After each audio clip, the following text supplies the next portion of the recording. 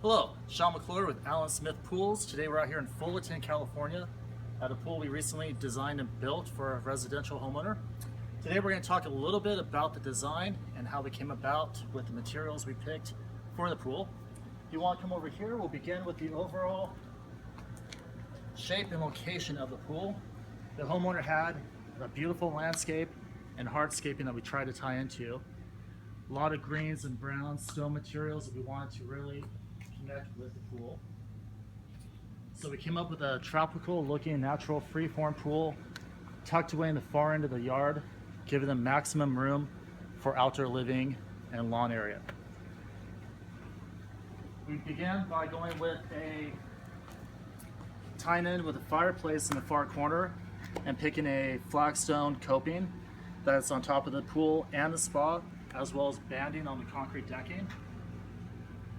We actually get that from a local supplier here in Orange County. We then went with the stacked stone material from another supplier, natural stone that's going to hold up very well to the elements over time. That went on the vertical walls of the spa and the water feature at the far end of the pool. Those materials really tied in, again, with the fireplace structure that was already here, and then with the actual property line wall, the outdoor kitchen, and the home.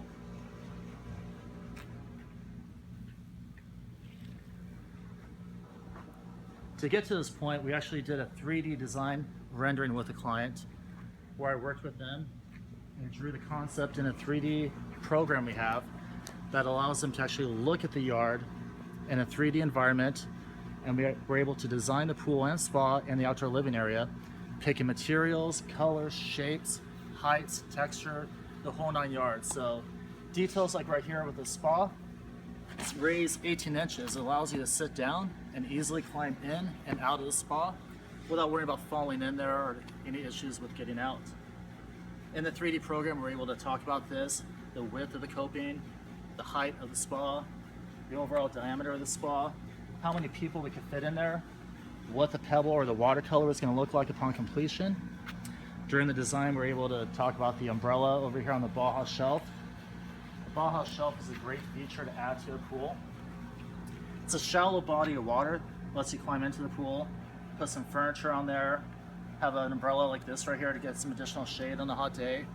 Little kids can easily play on here without fear of going into the deeper end of the pool. This is a great area to keep little kids, infants, toddlers. From there, you can then walk into the pool at the far end. We have a couple of steps right here that takes you down to your shallow end and then to the deep end of the far end of the pool there. So with the Baja shelf, we were able again to show them in the 3D rendering how much room that was going to take up, where the umbrella should go. So for the middle of the day, like right now it's about noon, you get a lot of shade from the location of the umbrella. And then from there, we're able to continue coming down here and talking about the watercolor. Probably the most important part of designing a pool is what the watercolor is going to look like. People want a nice blue color, and there's many ways to accomplish that. You can go with a white finish to begin with, which is very common, but we like to actually recommend color finishes, and you can get that with a pebble. So this particular color right here is one of our in-house colors we have. It's a gemstone pool product. It's actually called Sandstone, and it's a Tiger's Eye Lagoon color. So the sandstone is the size of the rock or the aggregate. It's a smaller aggregate than our larger gemstone product. So it's a little bit more comfortable on the feet for people who are sensitive to that. And then the color is called Tiger's Eye Lagoon, which gives you a very nice blue color with a little bit of green, which ties in very well with the outdoor living here. The plant materials, it ties in again with the browns that you find on the stone and the coping. So the color is Tiger's Eye Lagoon that went in the pool and the spa. As we come down here, we talk a little bit more about the design. We have enough room over here with concrete for people to walk around the pool. If you climb out down here, we have a bench for egress. So if you wish to climb in or out of the pool, you can easily get onto this bench, step up here, and walk out as needed. On the far end of the pool or across the pool from us, we have a water feature. It's a custom water feature that we designed for the homeowner. We actually got the idea from a water wall that we have at our office. We have an outdoor showroom, and the client really liked the look of this water feature we had. So we kind of mimicked that. That was the inspiration for the design. So the water feature is designed to be real traditional, very clean. It's not a large projection of water. I'm actually going to turn it on right now for you to see. So the water returns to the trough near the top and it just gradually spills over the edge. It's very simple, very clean, very elegant. Doesn't make a lot of noise, but in the afternoon or the evening, if you have the windows out open on the house, you're out here, it's very nice. This is actually the pump starting right now, so we have about a minute of the pump priming, so you get a little bit more water flow than when the pump's actually running at normal speed. So we'll come back to that here in a second.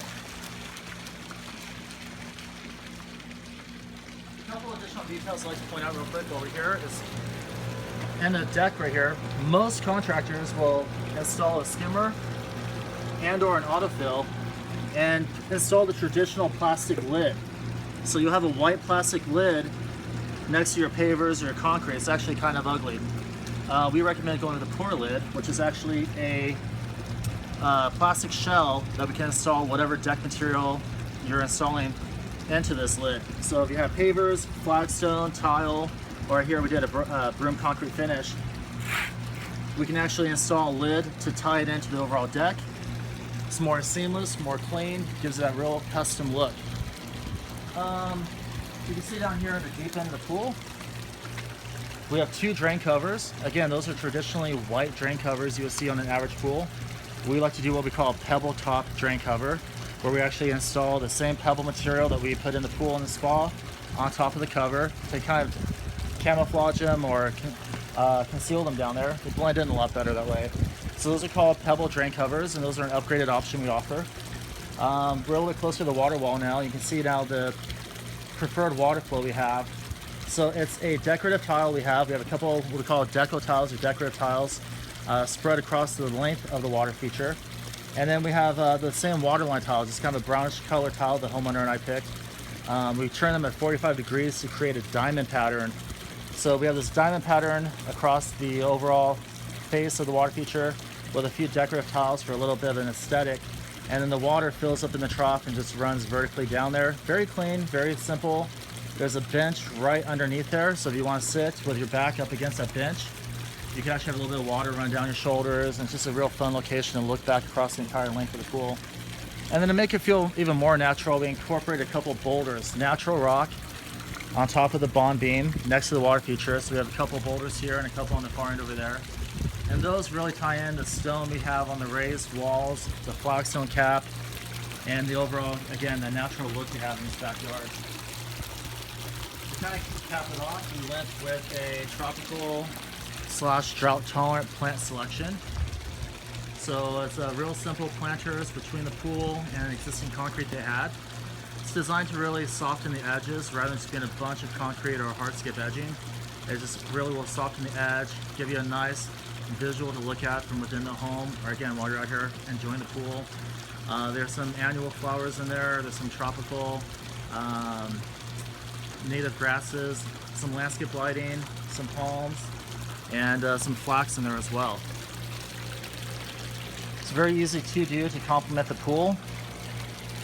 Over time the plants will grow in, give them another 12 months to 24 months and they'll grow or double in size and really just fit the entire existing backyard. And the final part of the project was the water. And so here is the end result. You have this bluish tropical lagoon looking pool